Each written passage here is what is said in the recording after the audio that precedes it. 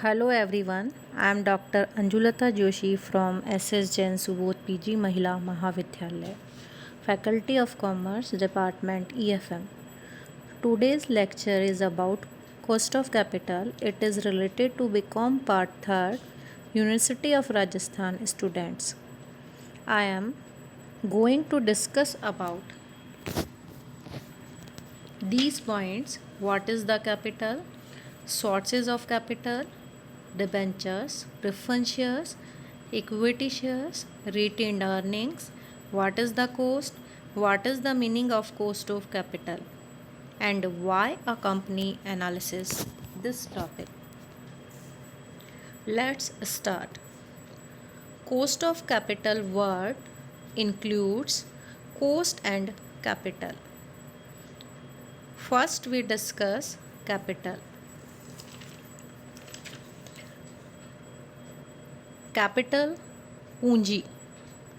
हम यहाँ capital word जो समझने जा रहे हैं, एक नई जो कंपनी बनने जा रही है या एग्जिस्टिंग कंपनी है, उससे अपना बिजनेस आगे बढ़ाने के लिए कैपिटल की रिक्वायरमेंट होती है. कैपिटल एक ऐसी एसेट्स है जो कि और धन कमाने के लिए रखी जाती है. इट मीन्स कैपिटल से कैपिटल जनरेट हो रही है. एक तरह से फाइनेंसिंग पार्ट है कंपनी का, जो कि यूज़ करके इंक्रीज़ कर रही है अपनी एसेट्स को. कंपनी को अपना बिजनेस चलाने के लिए जो कैपिटल की रिक्वायरमेंट है, उसके कुछ सोर्सेज हैं उसके पास. First number debentures, second number preference shares capital, third number equity share capital and fourth number is retained earnings. One by one हम इनका डिस्कशन करेंगे. फर्स्ट नंबर हम बात कर रहे हैं डिबेंचर्स. डिबेंचर्स का नाम सभी ने सुना होगा. हमारा जो इंडियन एक्ट है, उसमें कंपनीज को डिबेंचर्स इशू करने का राइट्स है. तो कंपनी ने इशू किए arrangement of capital debentures. Market से, मार्केट मीन्स इंडियन इकोनॉमी से कुछ लोगों ने उन्हें परचेज किया, तो वे डिबेंचर होल्डर्स हो गए कंपनी के. उन्होंने मनी दी एज ए परचेज कर कंपनी को. कंपनी उस मनी को यूज़ कर सकती है, बट कंपनी को डिबेंचर होल्डर्स को प्रिंसिपल अमाउंट जो डिबेंचर्स होल्डर्स ने दिया, उसके अलावा इंटरेस्ट पे करना होगा. हर डिबेंचर्स के इशू के टाइम उसके आगे एक परसेंटेज मेंशन होता है.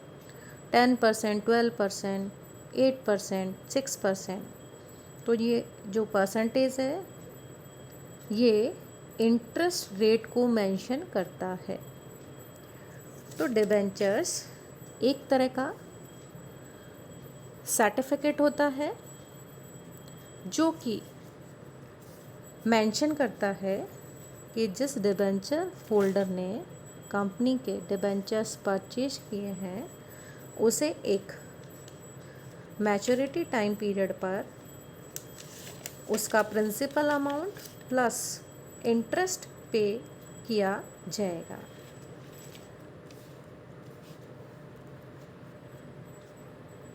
जो डिबेंचर्स हैं, हमारे एनालिसिस के अकॉर्डिंग केवल 2 ही यूज़फुल है. तो हम यहाँ बात करेंगे 2 types of debentures, redeemable and irredeemable.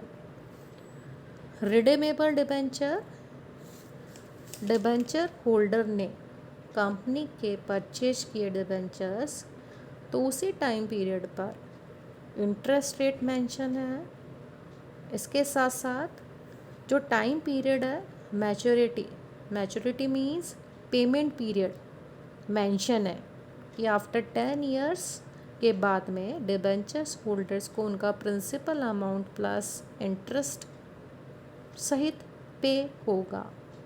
अगर टाइम पीरियड गिवन है इशू टाइम पर डिबेंचर्स के, तो वे होंगे हमारे रिडीमेबल डिबेंचर्स।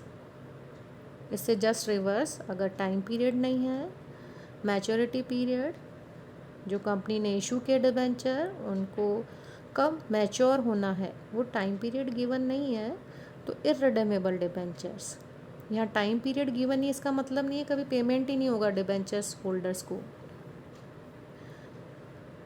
मेंशन नहीं है, अभी सर्टेन नहीं है, निश्चिंत नहीं है।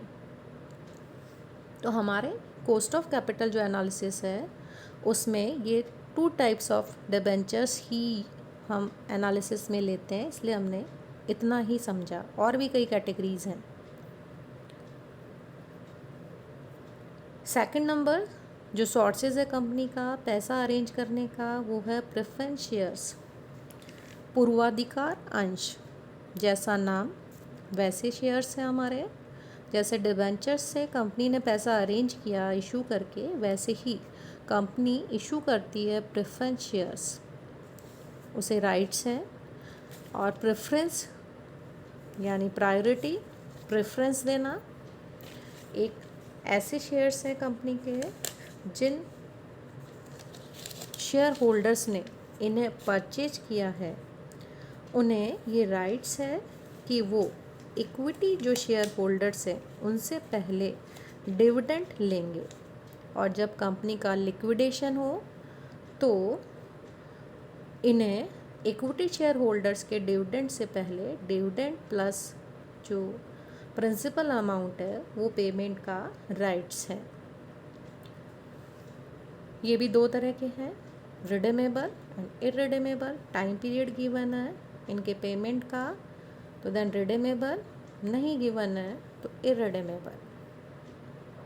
नेक्स्ट, थर्ड नंबर जो सोर्सेज है कंपनी को पैसा अरेंज करने का, वो इक्विटी शेयर्स। कंपनी अगर न्यू कंपनी स्टार्ट हो रही है तो फर्स्ट नंबर वो पैसा अगर अरेंज करती है तो issue by equity shares. Company ने इशू किए, कंपनी के जो इंटरनल मेंबर्स हैं उन्हें राइट्स हैं उसे परचेज करने का। जो बाहरी लोग हैं वो उन्हें परचेज कर सकते हैं।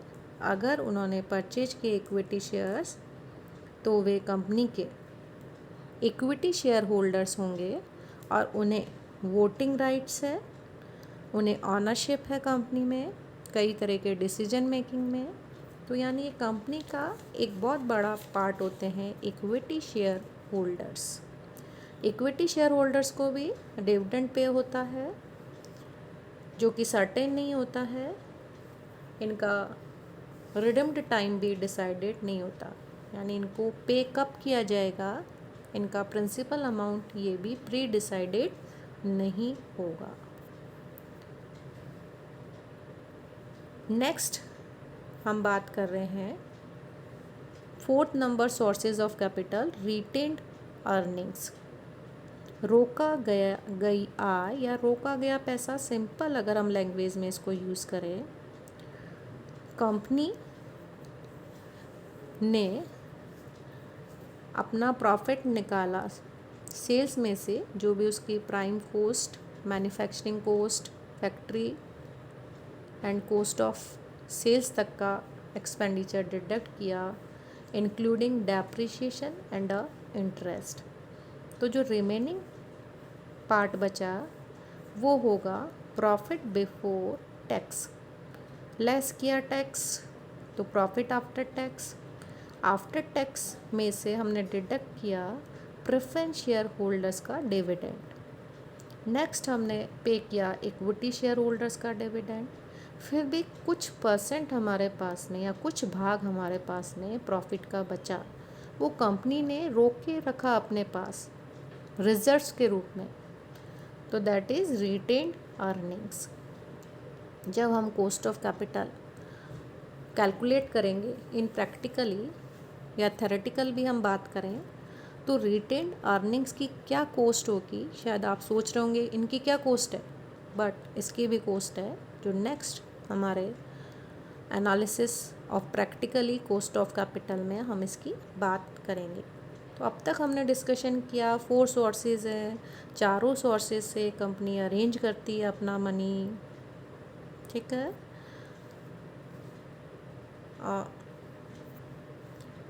नेक्स्ट हमारा पार्ट है कॉस्ट। यहाँ हम जो कॉस्ट की बात कर रहे हैं, ये कोई मैन्युफैक्चरिंग कॉस्ट नहीं है, कोई प्राइम कॉस्ट नहीं है, ना ही कॉस्ट ऑफ सेल्स है। हम यहाँ बात कर रहे हैं जो हमारे ये प्रीवियस सोर्सेज जो हमने डिस्कस किए इनकी कॉस्ट की। डिबेंचर्स पे मैंने आपको बताया एक percentage, that is interest rate. इसी तरह से प्रेफरेंस शेयर्स पे एक परसेंटेज मेंशन होता है, that is dividend rate. Equity shares holders को अकॉर्डिंग टू मार्केट कंडीशन या कंपनी प्रॉफिट के अकॉर्डिंग डिविडेंड पे होता है। तो जो इंटरेस्ट डिविडेंड है that is cost in simple language, but technical language में अगर हम बात करें कॉस्ट की यहाँ पे कैपिटल की, तो it's a minimum rate of return on investment. अगर हमने अरेंज किया अपना मनी किसी भी सोर्सेज से, उस पर कॉस्ट आ रही है, जैसे डिबेंचर्स का एग्जांपल है 10% इंटरेस्ट रेट है, तो हमने ये पैसा कहीं लगाया किसी भी प्रोजेक्ट में, तो हमें 10% ही मिलना चाहिए वो रिटर्न, या इससे ग्रेटर देन होना चाहिए, तब तो हमारा ये सोर्सेज प्रॉफिटेबल है। यानी 10% से हमारा इन्वेस्टमेंट का जो रिटर्न है कम नहीं होना चाहिए। तो सोर्सेज कॉस्ट एट 10%, तो that is minimum rate of return. So that cost of capital represents the return a company needs in order to take a capital project such as purchasing new equipments or constructing a new building. Next हम बात कर रहे हैं finally why a company analysis this topic। हमें इसको समझने के लिए एक टॉपिक कैपिटल बस्टिंग वर्सेस जो करंट टॉपिक है कॉस्ट ऑफ कैपिटल, दोनों को कोरिलेट करना होगा। कैपिटल बस्टिंग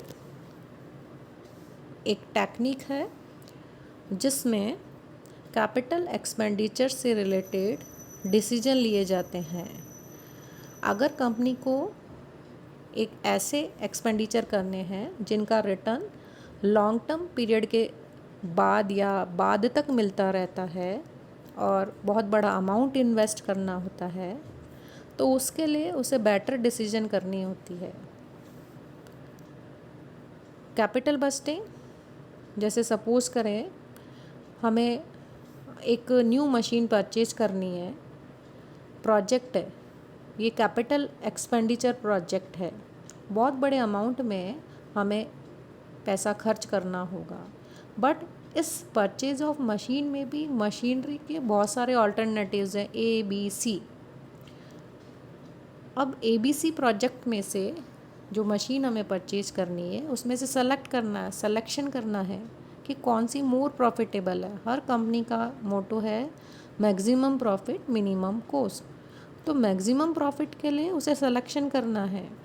तो कैपिटल बस्टिंग की कुछ टेक्निक्स हैं यहाँ पर, उससे डिसीजन मेकिंग करेगी वो कि ए बी सी में से उसे कौन सा सिलेक्शन करना है। तो सपोज़ करें मैंने एक मेथड IRR मेथड लिया, इसमें एक रेट हमारे पास फाइनली कैलकुलेट करने के बाद आती है। ए बी सी जो मशीन है, ए पर रिटर्न मिल रहा है 10, बी पर IRR रेट आ रही है 12 एंड सी पर आ रही है 14%। तो जो ग्रेटर देन है, इट मीन्स 14% IRR रेट जो सी का है वो हम सेलेक्ट करेंगे, ठीक है। कैपिटल बस्टिंग ने डिसीजन मेकिंग करी सेलेक्ट हो गया सी प्रोजेक्ट, सी मशीन, बट इसका जो कॉस्ट है वो है 20 लाख, सपोज कर रहे हैं। तो 20 लाख रुपीज़ हमारे पास कहाँ से आएंगे, और क्या वो 20 लाख रुपीज़ हमने जैसे भी उसको अरेंज किया उस मनी को, क्या उसका रिटर्न हमें 14% तक मिल पाएगा, या 14% से ज़्यादा कॉस्ट तो नहीं है उस अरेंजमेंट की, उस सोर्सेज की। तो वो हमें बताएगा कॉस्ट ऑफ कैपिटल।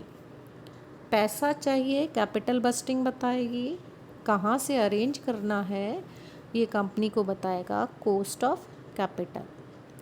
तो फाइनली 20 लाख रुपीज़ हमें मशीन सी के चाहिए थे, हमने कॉस्ट ऑफ कैपिटल में से सेलेक्ट किया एक सोर्सेज डिबेंचर्स, 20 लाख रुपीज़ के हमने इशू किए, और जो इंटरेस्ट रेट हमने डिसाइड की 12%। तो 12% less than to 14% IRR rate, तो कंपनी के लिए प्रॉफिटेबल होगा। जो पैसा अरेंज किया उस पर हमें कॉस्ट कम पे करनी है, और रिटर्न हमें उस मशीनरी को यूज़ करने पर ज़्यादा मिल रहा है। तो दोनों एनालिसिस एक दूसरे से जुड़े हुए हैं। कैपिटल बस्टिंग सिलेक्शन करता है कैपिटल एक्सपेंडिचर में से वेरियस प्रोजेक्ट्स को, और कॉस्ट ऑफ कैपिटल सेलेक्ट करता है वेरियस जो सोर्सेज हैं उनमें से बेटर सोर्सेज कौन सा है, यानी मिनिमम कॉस्ट किसकी है। और फाइनली अगर हम ओवरऑल कॉस्ट लें तो मिनिमम कॉस्ट कौन से वाले सोर्सेज से आ रही है उनका अरेंजमेंट किया जाता है with the help of cost of capital topic. अभी हमने ये थ्योरेटिकल पार्ट कुछ कंप्लीट किया इस टॉपिक का। इन नेक्स्ट लेक्चर हम कैलकुलेट करेंगे in practically cost of debenture, preference shares, equity share and retain earning.